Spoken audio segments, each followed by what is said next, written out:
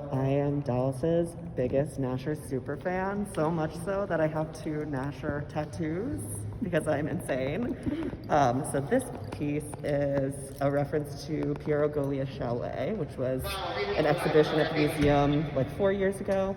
And it was kind of this like reverent meditation space wherein you could kind of engage with people about art. And that was the beginning of me integrating the Nasher into my weekly ritual. And this piece is a lithograph of Jean Arp's, who, The Nature of Art, which I believe was the first major US solo exhibition of his work.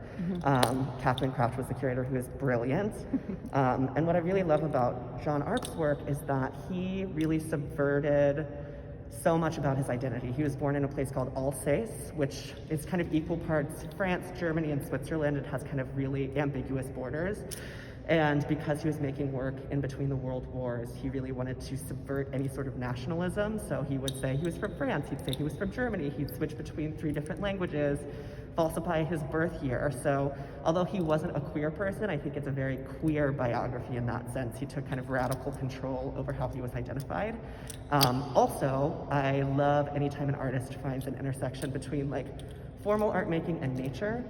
And so Arp's process was really to observe nature as it would create versus creating copies of nature. But I think bringing these organic materials into a formal space kind of recreates that experience for people who maybe aren't drawn to nature, so it gives people that opportunity.